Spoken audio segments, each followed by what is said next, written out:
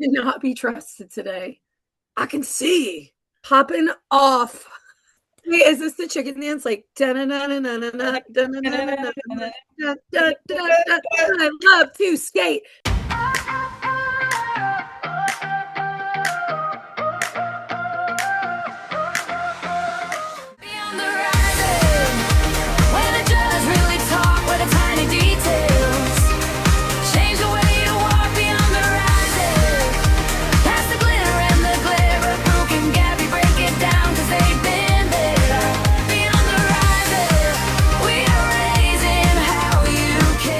Welcome to the Beyond the Riser podcast, where we talk about all things cheer from a judge's perspective. I'm Gabby.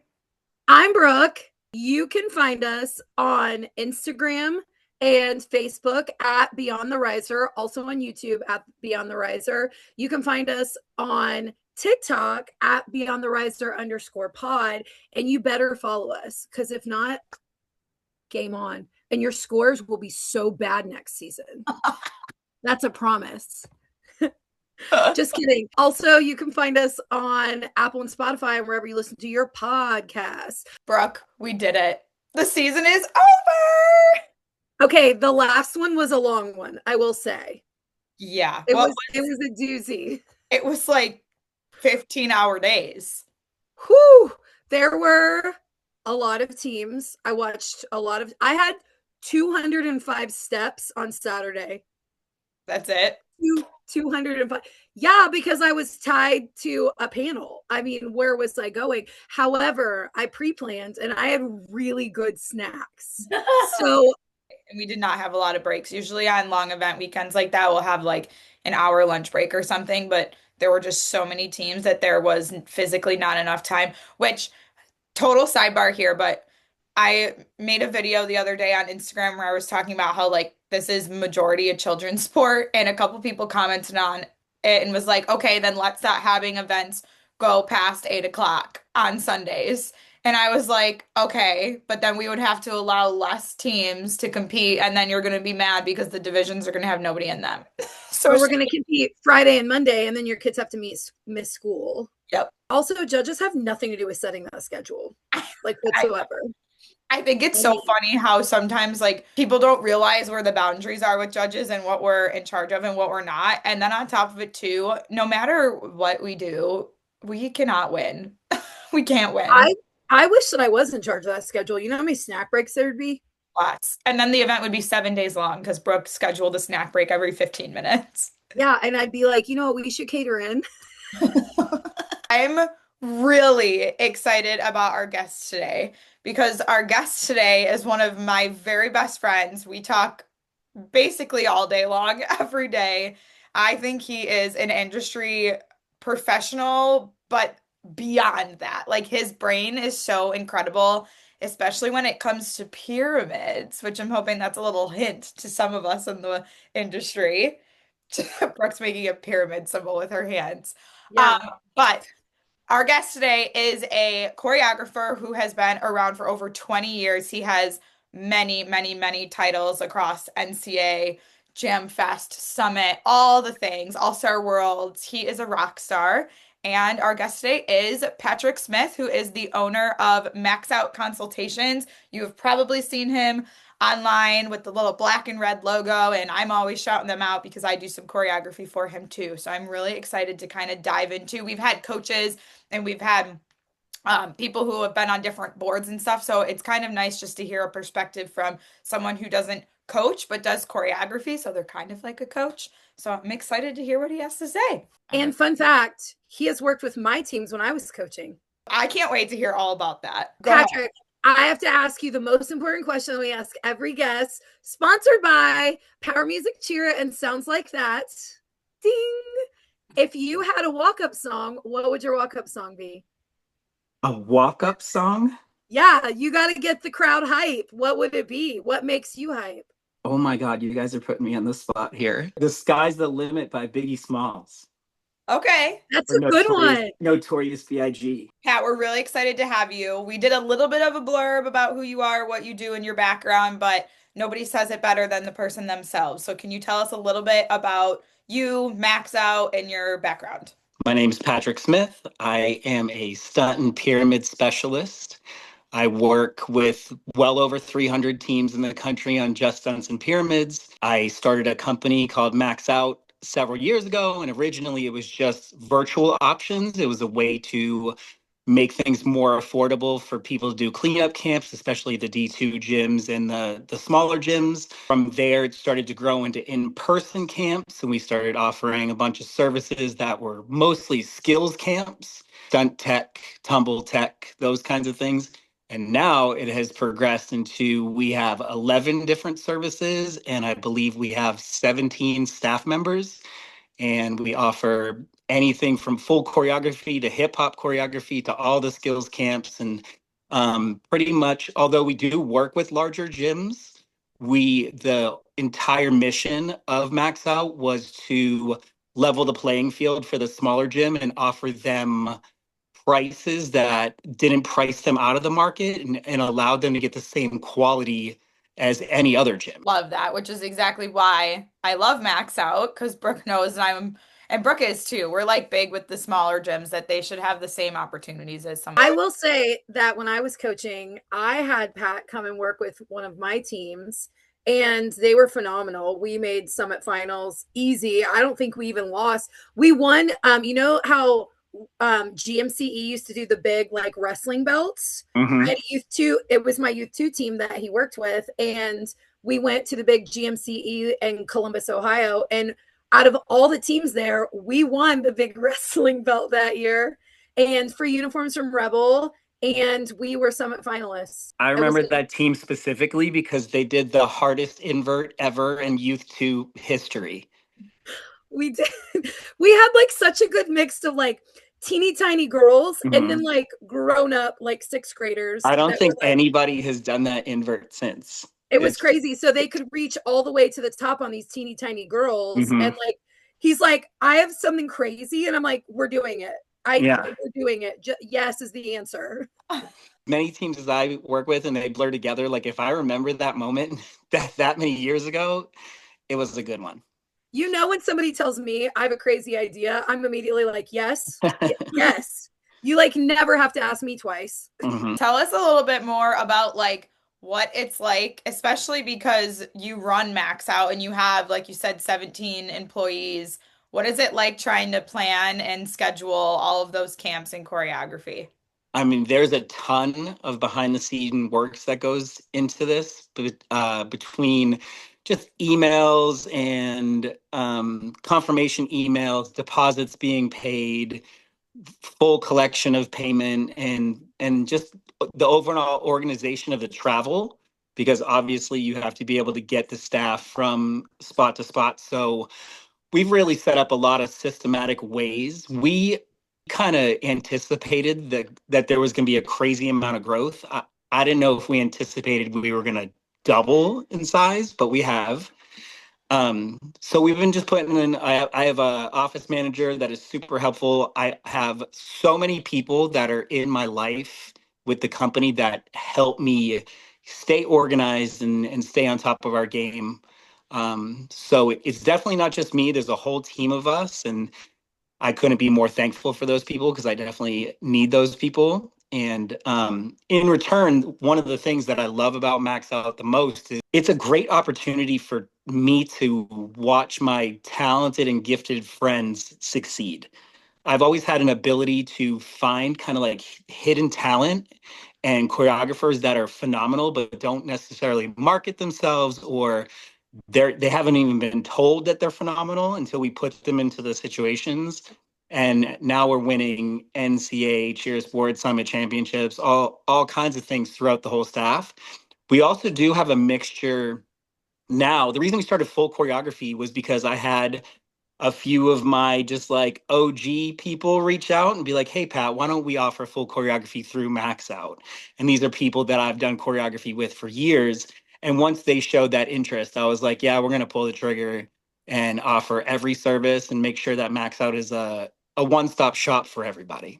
Like I said, we have a couple staff members that are very, very, very gifted choreographers, but just don't know how to market themselves or they don't want to take the time. They're busy, so they don't want to like do the scheduling and all that. So we handle that aspect for them. But I always say this about Max Out. I would rather lose money turning people away than staff our company with anything but the most spectacular people in the industry. I agree. Pat sent me a video the other day of this dance, and when I tell you, my jaw hit the floor watching it. I was like, that is the most insane dance I've ever seen. It was so good. And I said to him, I was like, why is this not everywhere? And I think it really comes down to the fact that some of these insanely talented choreographers just do not have the time in their schedule to take that video from Summit, crop it, add captions, do all the things, make a social media account, promote themselves, blah, blah, blah. And it's kind of tough too because when you're mid-season, you probably don't want to take some of the things that you've choreographed and posted online because it's your stuff and you're competing all year long. But I have seen some of the stuff that these choreographers have with Max Out, and I'm like, I don't know where that dance he sent me the other day would probably be the first dance that I would give a perfect score. It was so good. You couldn't guess who did it. I was I like, did it. you'll never, yeah, because he's like a quiet guy and he doesn't really promote himself in any way. But like we have all these phenomenal choreographers that just need some exposure, you know? I think promoting yourself is like a part-time job in itself. Yeah. It takes so much time to make all those clips and to post, like make an effort to post every day on multiple platforms. Like it's a lot of work. Well, I'm thankful because we have like an entire social media team that helps me with that. So, and also we do have people like Gabby that, are constantly talking highly of the company and Gabby like fully believes in Max Out and the things that we're trying to do. So it's genuine, and a lot of that comes from the staff just being excited about being a part of something new and fresh and all the different things we're doing. There's a lot of choreography companies in the industry, but I feel like we're doing a lot of different things, which makes it more exciting and fun. I'll never forget when Pat first reached out to me. I don't even remember exactly like how it happened, but he was like, I would love for you to help us with like the score sheet aspect of it. Like we need another department of yes, routine reviews, but more directly related to the score sheet. And we started talking back, and then all of a sudden it just became like, okay, now I'm never going to leave you alone, and I'm going to talk to you all day, every day. Actually, I think I'm worse than you. I call you and you don't pick up more often than the other way around. That's because she's young and she's so busy. No, I'm busy with this weekend. Brooke and I were talking about this before you got on. Our event was almost 16 hours, both Saturday and Sunday. I think Pat called me 3 times, and I I can know I can't. imagine. I need my fix. He's like, do you still like me? Are we still friends? Pat, I think that's our age because I blow people up and then I'm like, oh, they're not responding to me. But then I'm like, oh, they're like 25. I'm secretly like annoyed with Gabby right now though, because she jumped the gun and like went and filled her whole schedule. And now I'm like turning away these people that should go to Gabby that are like 4 or 5 teams at a time and stuff like that. So we got to teach her to be a little more patient. Okay, but to be fair, like I had people reaching out in January and I wasn't going to say no because Well, then you worry like, I okay, but know. what if I don't get my schedule Right. But I filled? also, me and Gabby started collabing after I opened my books too. So like, I feel like next year that will just kind of like fix itself. We have this like scheduling thing where like you like block out the days that you can't, you put in your travel days, whatever.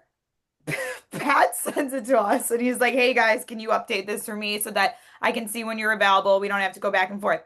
I scrolled and scrolled and scrolled and scrolled looking for a day off for him. It's like non-existent. I'm Mm-mm. like, It's not pretty much booked June 1st to November 1st, pretty much. And then I have a and then so one thing I'm trying to teach Gabby to do in the future, but she's young, so she doesn't have to do it yet. I only work virtually from Thanksgiving to New Year's. So I don't leave my people, like I'm just with family all the time. But I already have a wait list for people for January through like April. of people that I need to contact when those books open. Yeah. I started doing camps last year, and then it was just like I have a staff of kids that I've coached, and most of them are in college now, cheering for their schools. And we do a lot of school cheer camps, and they're all my on my staff, or kids that like I've done choreo for their school, and I think they'd be a great instructor.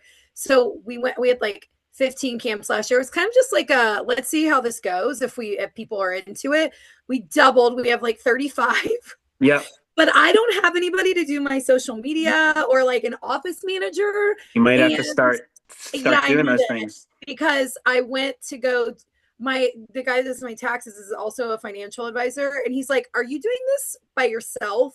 And I was like, "I mean, like largely." And he's like, It "Seriously?" And we have two social media people. We have an office manager, and we have literally a financial advisor, all in our group chats with us. I will say I'm not blowing smoke up your butt, but one of the things that really drew me to Max Out is I feel like it's really hard in this industry specifically to be a leader of something, whether it's a leader of a choreography company, a leader of a scoring department, a leader of a gym, and push the people around you to be successful and not be afraid of their success too. I think that's why I like kind of was drawn to Max Out because some people like don't they want the people around them to succeed but never more than they are. And Pat and I had a conversation on the phone one time where he kind of like came down on me and he was like, "You are really good at this." And it was the same thing that he was really good at. And I was like, "Are you sure you want me to go that route because you do that?" Mm-hmm.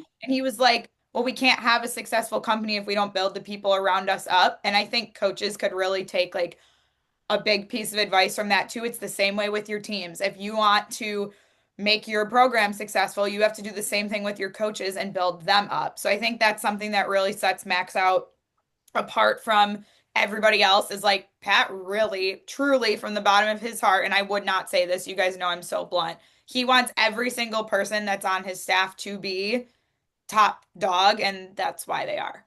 I kind of live under the understanding that successful people collaborate with other talented people, and people who compete with others, that's just I don't feel like you're that talented. If you are talented enough, you should believe in yourself enough that you should be able to share everything with others, and I've always been, I want all of my best friends to like live a wonderful, happy, successful life. And if I can be a part of that, that's just as much success as my own success.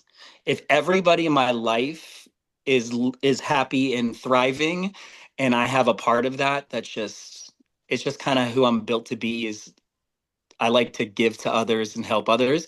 And hopefully someday, if I need those people, they would do the same in return. I totally agree. And I think a lot, and you and I are the same age. So I always talk about, I've said this a million times on the pod. I think at our age, we've seen a huge evolution of cheerleading over our time. And we've seen it done wrong, probably from ourselves, and we've Mm-hmm. seen it done right. And we've got to keep educating people to continue to move in a positive direction. But I also think being around people that are very good at what they do pushes you to be better at what you do also. So I don't see it as a negative thing either. I'm like, there's also 7,000 bajillion teams in the world. Like there's enough for all of us to go There around. is.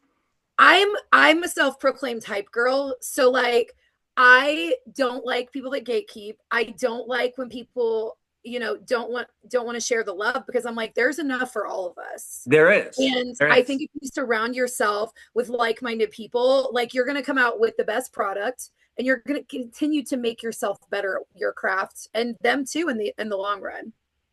One thing I do pride myself on being is a life learner and somebody that I'm constantly seeking ways to improve myself physically, mentally, spiritually, within my relationships, within my friendships. Like I'm constantly trying to figure out ways to be better and improve in those aspects of my life because I feel like if you have all of those things in line, everything else kind of like is disciplined and falls into line as well.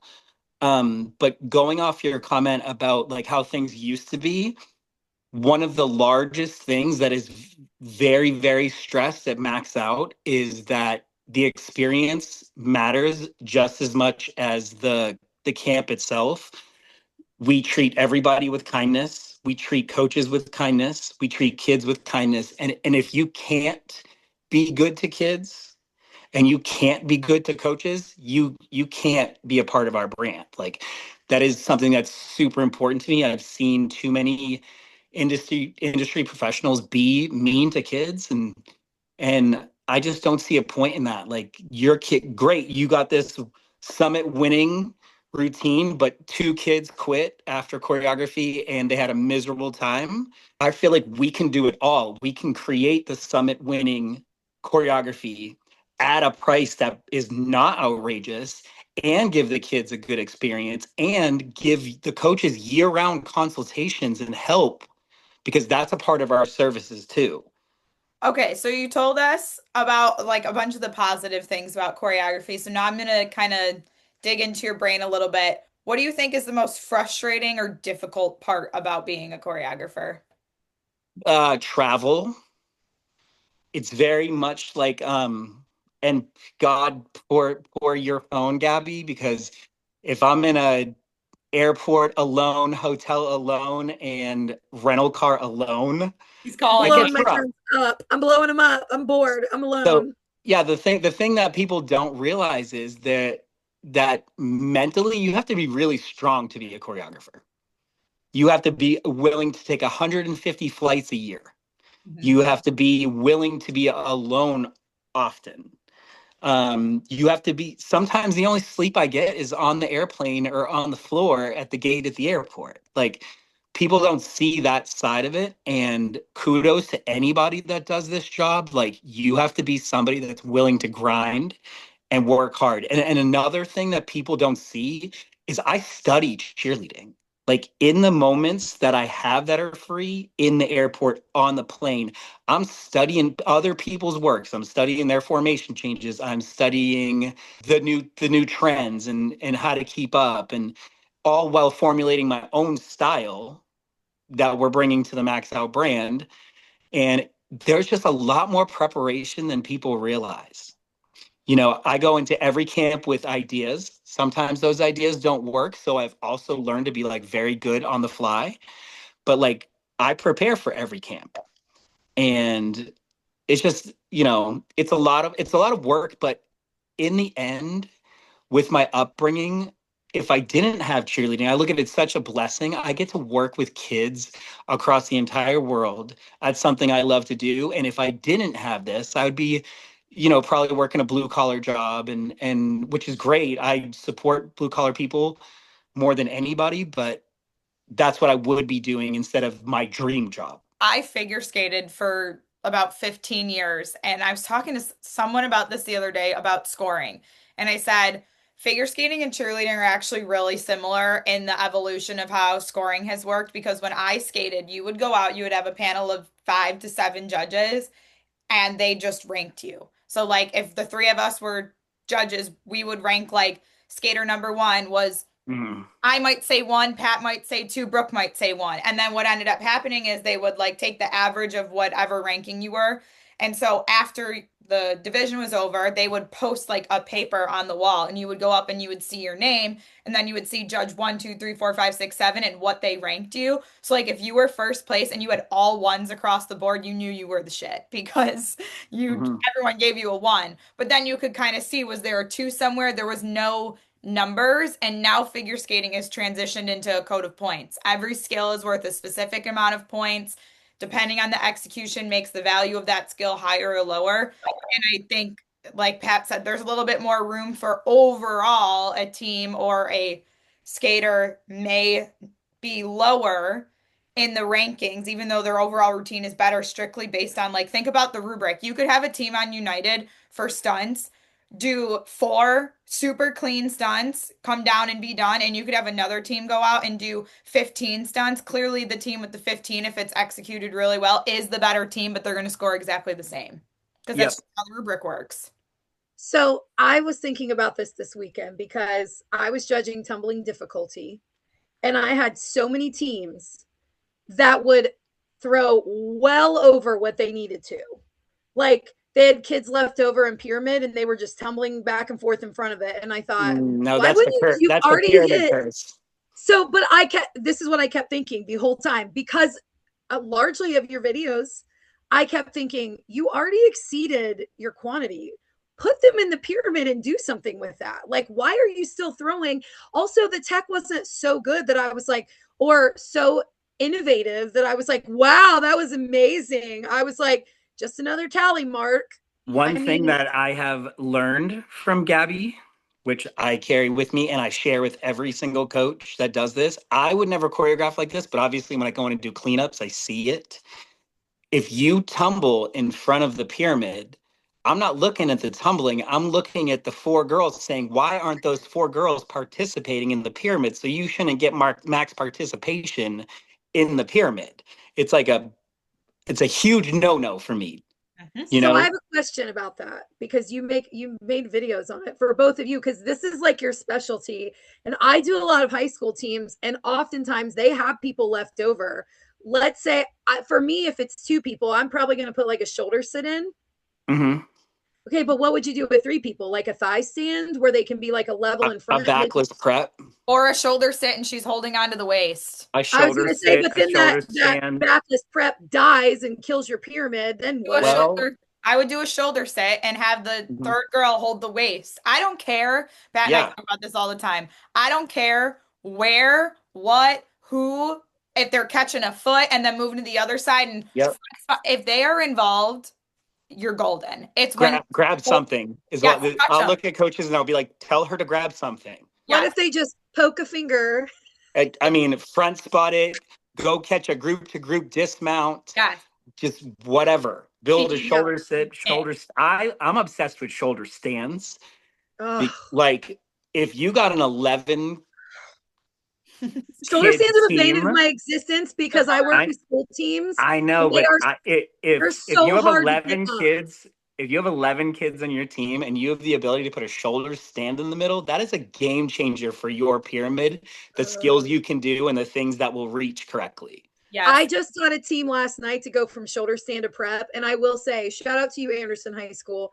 They did it so well, and they'd never done it, and like both groups got it first try, like so beautifully. But typically, and I went into it like, God, I don't want to do this.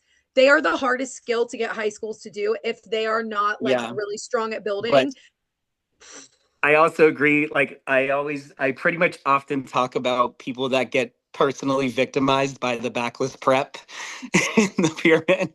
But you need them sometimes. You know what I mean? I You agree. can't, especially if you have a smaller team that you're trying to make look larger than life. Like you need them sometimes. They're tough. I Our don't problem, understand how a shoulder stand is level one. I still don't get it because I think it is one of the hardest skills. It's not It's even like it's an elite skill. It's literally listed under level appropriate, and I think it's it's insane. like there's so many different ways to get into it that I am Mhm. victimized by the skill alone. Like Scary. I have seen people die. Right.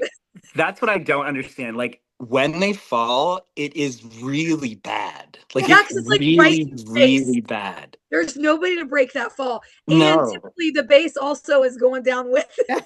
It's a major building fall before it even starts to fall. it is. Like I It's, just look at it happening and I'm like, oh God. I remember, shout out to Rock Cheer Company, but I went up and worked with them and they had this 11 group pyramid and they had I think it was youth two. Or yeah, it was either a level two or a level one, and they had this amazing shoulder stand in the middle, and their pyramid with 11 kids like was truly something special because they had the ability to do shoulder stands. And that gym in particular does a great job of utilizing shoulder stands. Like their world's team will put up a bunch of shoulder stands so that they can do more full up switch ups connected in their pyramid and things like that. So after I went to their gym a couple years ago, like I was inspired by the shoulder stands.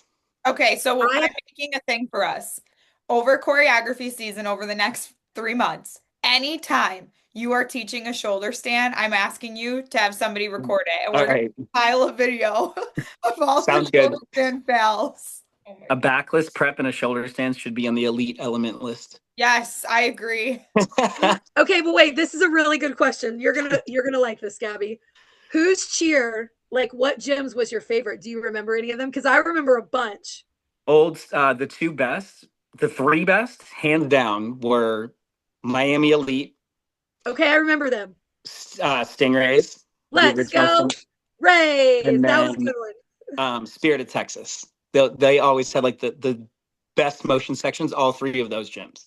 Okay, I loved Twist and Shout because I lived in Oklahoma and owned a gym there. They used Twist to and do, Shout was really good. You're right. they did like that twist and shout like you've never seen Yeah, yeah, before. yeah. Gabby, do you remember any cheers from back in the day? I remember the Stingrays one because they still do it, but that's Yeah, well, like it's like in the music though. It's not like the actual you're right. motion sections. Yeah, no, because I like was cheering when that was the Hmm. thing. So like, and I want to say it was only for like the first 2 or 3 years, and then they went away with it. So I barely. Yeah, I remember like my cheer from when I cheered, but that's about all I got in the bag. it like got shorter and shorter. First, it was like a whole cheer, and then it would be like a little Two bit of lines, cheer with some baskets going, and two eight counts. then it just kind of all disappeared. If there's one change to the rubric for United or OCS, doesn't matter, what would you change about it and why? I don't like that you can't tell. Like, I feel like the stunt score and the pyramid score should be similar. The stunt creativity is like buried in this score with other categories and stuff. Like, I just want to know that the stunt is creative, difficult, and executes well. So if we could have three categories on both the stunt and the pyramid sections, creativity, difficulty, and execution, I feel like it would just help me do my job better because it's cut. And like when my clients are coming to me and they're like, we got a 4.0 in a pyramid. And I'm like, that's great. We know we're like above and beyond in the pyramid. But then you look at the stunt score and it's like a guaranteed difficulty score. You're like, well, everybody gets this. How am I supposed to tell if I'm doing the best that I can do for my clients? And then the creativity score is not very apparent. So, am I giving my clients the most creativity within their stunt sequences possible? I think it's too hard to read. That is one huge factor. The second thing I feel like, and I'm only going to speak on building. I only hardcore focus on building at this point in my life. Like I used to teach a ton of tumbling. I love tumbling, but I don't know that side of the score sheet anymore. Um, I feel like there has to be a bigger separation within the elite elements. Like a high to high full around TikTok is harder than a low to high full around TikTok. Period. Um, there are a hand in hand is harder than a plank invert. So like there needs to be separation of what is truly difficult or a bonus point system for doing certain skills or something needs to change because there's just a too big of a gap between the skill set. A low to high TikTok in level 4 and a hand in hand to the top are two very different things that score the same. Mhm. And as a skills coach, I have a huge issue with that. Yeah, I I've said agree. the same thing about tumbling. It's like in level 3 on United, a round off back handspring tuck scores exactly the same as a front walkover round off back handspring tuck. So what's the point of having that on the score sheet? I Because if know you because you're going to are hurt your execution because right. someone's going to have not perfect legs in their front walkover. Exactly. And when I do choreography, I don't put the front walkover round off handspring tuck in because it gets them 0 points on United. It literally gains you Yep. absolutely nothing. And it's not going to help your creativity score. People are always like, well, it helps you on overall. No, it doesn't, because overall has nothing to do with your tumbling. And your creativity score has nothing to do with harder passes on United. And so it kind of is like, what is the point of having these additional skills on the rubric if it's not going to be taken into consideration, which I Mhm. made this very clear before. It's why I personally like choreography wise, no, but personally like Open Championship a little bit better because there's a little bit more room to take those things into consideration for your degree of difficulty score of like, okay, if I'm choosing to do the half up inversion to extended two leg on level 2, rather than just doing the half up to extended two leg, I could be rewarded for that. It's not super black and white, but at least gives me a little bit of space where Pat, like you said on United, I could pick the hardest skills on that level appropriate document and score the same as someone who picks the easiest elite skills. And I think that Mm. kind of sucks. Yeah, I don't like that at all. I would urge like when I coached, and the things that mattered to me were placings first, bids second, and the score was third. Like I didn't care if we got a 96 one week and a 98 one week. Like I didn't care about those things. As long as the placings were right and the bids were correct, I was happy. That I think made me so happy after this weekend. I'm just going to tell you something really quick. I worked in score review this weekend at a very large end of season event.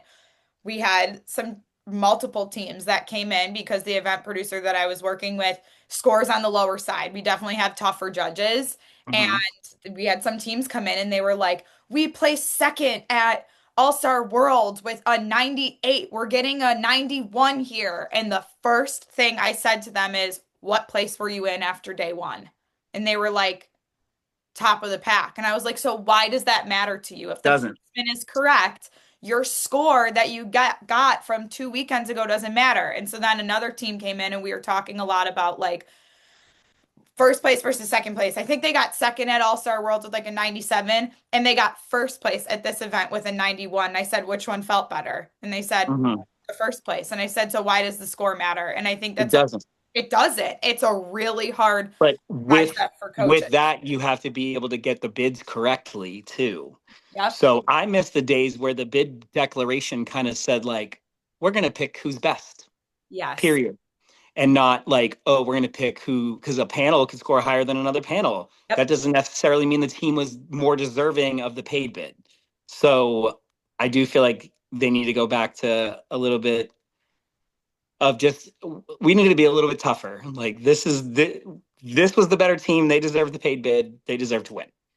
I agree. I'm really sick of coaches focusing on the score number, Yeah. like the overall number. Like I'm so tired of people in ASGA or whatever groups complaining, well, we got a 96 here, now we got a 91. How about you just break each individual one down? Are you in range? Like, where are you consistently scoring low? How can you improve in If that? you're Focus not in there. range, you need a new like whole system. Like you need Yes. a new tryout system, you need a new choreographer, like you need all the things if you're not in range. I mean, I agree, but Mhm. like they're focusing on the wrong thing. They're focusing on that overall number when you should be looking at. I mean, for me, when I was coaching and owned a gym, I'm looking at where am I scoring the worst and how can I get better at it? Like, I Mhm. don't care about the main overall number. Nope. As a program, that's how you should look at things. What is our weakness as a program and how do we address this weakness? But I feel like day after day after day, I keep seeing posts about we got a 91. We got, and I'm so Yeah. sick of it. So sick of it. And they Well, yeah. all say the same thing. They a bunch of coaches said to me this weekend, "Well, how do I explain that to parents?" And I say this, I think I use these words. I said, "You copy and paste what I'm about to say. You Yeah. stop going to them and saying, we got a 91 this weekend because you're already setting the tone that you don't trust the processes, you don't trust the judges, whatever. If you just go to them and say, hey, it's day one, we're in second place by less than a point. The categories that we are scoring a little bit low in are tumbling execution and our jump execution. So this is what we're going to work on. Stop going to them and saying, we scored a 91 and then nothing else because of any normal person that has a logical brain that thinks numbers, when you go to another event and have a similar routine and score a 97, is going to be confused about that. So when you You project that to or to parents, they don't understand the scoring system, so of course they're going to question everything that you're saying. you can win the summit with a 96. I also have in my career gotten fourth place at the summit with a 99. Right.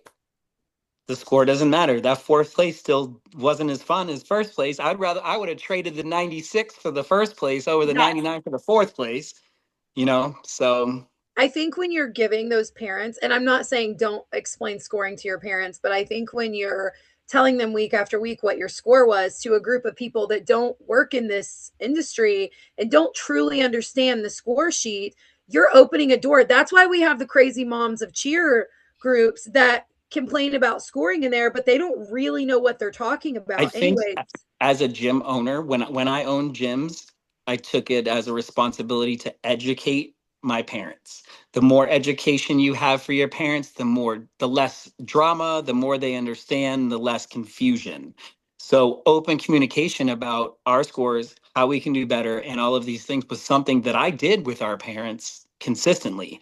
You don't want to leave the parents in the dark, because then No, they start formulating their own opinions, and then that's when things actually go crazy. but I think when you just say we got a 91, that's not really educating. You're leaving It's that not. door open for them. I say every week that I think that overall and execution judges need a totally separate training. I know overall gets a separate training, but I think there needs to be a very different, more consistent, like I need to know and I don't know how to fix it because I'm not that person. But like I judge tumbling execution all the time. I think there needs to be a better training on it because what I think is a perfect is not the same as what somebody else thinks is a perfect. And I see it every week. Well, Like, execution is the most subjective category. This weekend in score review, I said to a couple of coaches, I was like, listen, the comments that were there didn't match the score. But then when I Mhm. sat down with the coach and I said, forget the comments, let's just talk about the score. Do you agree that this score matches this section? And they said, yes. And I said, okay, so would it be fair to say that I need to go back to this judge and ask them for more comments that match and reflect the score that was given? Yes. And so I said, do you think you would have come into score review if you had more comments? Just like maybe a couple more sentences? No. And I said, so that's where the problem is. It's not that you're upset about the score because we're in agreement that your score is correct. You're upset that there isn't enough comments to back that up. And I think that that's fair. Correct. And I think that that's something that every event producer that I work with, if I had judge, if I'm on technique, like we make it a huge priority because it's important. When I'm getting a 3.4 in my tumbling technique and the only comment is timing issues in standing tumbling, lock legs. That is the Right. problem. I agree. like lock legs and what? That would be my But first. also judges don't have a lot of time. Mm. I think we have some new news. New news. Um, Max Out is starting a competition series. So we are going to offer the two virtuals, and we are going to, in the future, offer two in-person competitions. I'm going to speak on the virtuals. We have purposely strategically placed the virtual competitions, one right before national season, and then one right before when the year-end events start. Okay, the reason for that is those are two very important times to get on a score sheet. And a lot of times, financially, those are the times the gyms have the least amount of money. You don't want to travel somewhere to get on a score sheet right before you go to Orlando with your family. Does that make sense? So Maxed Out decided that we were going to charge $500 per team, which is bare bones nothing. And you will get, just like a normal competition, you'll get scored, there'll be judges' comments. With each team that registers, you will also get a full review done by a Max Out choreographer, judge, specialist, whatever it may be, which that's $135 value in itself. So to address the issue where coaches are like, we're not getting comments, we don't know how to fix it, we're going to score you, give you comments, but we're also going to give you a full review on how to score higher, how to do better. And I don't think anyone's ever done that before. I could be wrong, but I looked at it as a way to financially help gyms get on a score sheet when money's tight, and also help guide these people on how to score higher at their first nationals or their year-end event. I think that is genius because we were literally just saying, do judges need to do better about giving very specific comments? Yep. Right there, you're getting your very specific comments. Mm-hmm. I So also think that at that both of those points in the season, you coaches need more time in the gym. And I think a lot of people strategically set up their competition schedule. Like if you know an end of season event is within the next month, you're not going to do 2 or 3 events within that month because you need to take as much time in the gym practicing with your team as possible So if you can do a virtual event where you're already at practice, you're already doing full outs, all you got to do is record your routine. It makes Mhm. it so much easier to still get that feedback that you need from a competition without having to do the travel, without having to take away practice time. And then you get it back so quickly that by your next practice, you already have that feedback to directly apply Yeah. it to help you move through the rest of the season. I look at the two competitions differently. I look at the first one as an opportunity to get on a score sheet and make adjustments before your first nationals. The second one, I look as I feel like a lot of people make summit upgrades, worlds upgrades, all-star worlds upgrades, whatever it may be, and they never get an opportunity to put those upgrades on the score sheet. Nope. And this would be an opportunity for them to do that before the year-end event as well.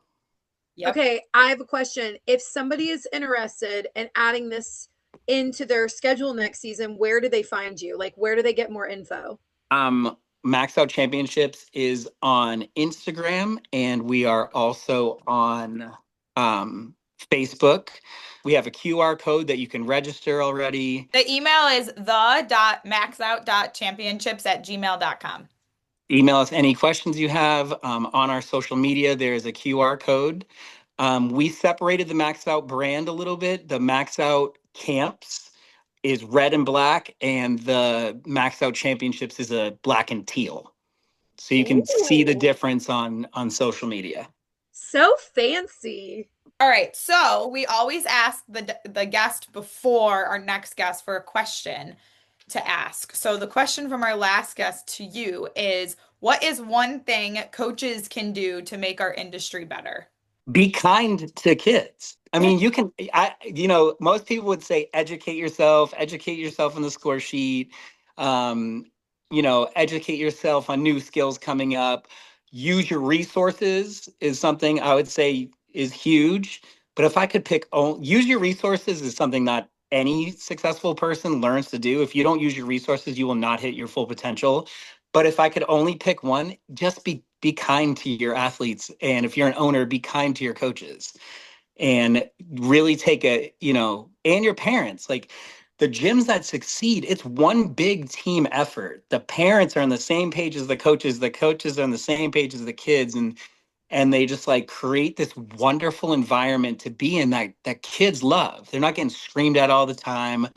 I'll say this, never in my experience as a cheerleading coach has somebody yelled at a female athlete and them gotten better at whatever we were doing. I would just say the people that I respect the most in the industry, the people that I think are the greatest coaches, the greatest choreographers are the ones that create an amazing product and are kind to their children or their parents or whoever they're in contact with. Just be kind. I love it. That's a great answer. Okay, so our last question is for our next guest, if you could ask them a question, what would the question be? And you don't get to know who it is. So Yeah. it Okay. can be a general cheerleading. That your question was from Mallory Ortiz. Oh, I love her.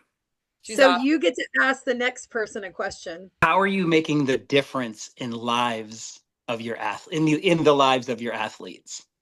Ooh, okay. Say bye. Bye guys. Thanks Chat. for having me. So Gabby, we have two really big guests coming up in June. Yes, we do, which I think is the perfect time to have these people before we go into the new season. I agree. So stay tuned. We've got some big things coming up. Also, last night I worked with a team, got their music custom done from Sounds Like That and Power Music Cheer. It was phenomenal. And it wasn't like crazy out of budget. They had some really good custom voiceovers and sound effects in there. It was like perfect for the routine. I'm going to post a reaction of them reacting to hearing their music for the first time soon. But I got to take some time to get to it because that takes me a minute to get I through. love that. I was actually talking to two local teams in Buffalo that I'm doing their game day choreography this upcoming summer, and we were talking about music, and we were actually going through like some of the different ones, and I love listening to like band chant and fight song music when I know like the colors of the team or what mascot they have because I can almost hear it as I'm listening to Yeah. it. And so if you don't know, Beyond the Riser has a discount code. Any of our people can use BTR10 at Power Music Cheer for 10% off of any music that you buy for your season. So I just used it for another team I have coming up. They used a pre-made like cheer mix, and I customized some of the voiceovers and put their team name in it. And I used that code and got 10% off. So that team was really happy when I did that. That's awesome. I love it. So go to Power Music Cheer and Sounds Like That and check them out ASAP. So make sure you're commenting. Tell us who you want to have on the pod. Ask us some questions. Make sure you're following us on Instagram and Facebook and YouTube at Beyond the Riser, on TikTok at Beyond the Riser _pod, and subscribe to us on Apple, Spotify. Hit all the buttons. Do all the things. Hit all the buttons. Well, that was episode 5 already. Are we at 5? I thought that was 4. No, Man, no, you're right. It's 5. This is 5, episode 5. Look at us go.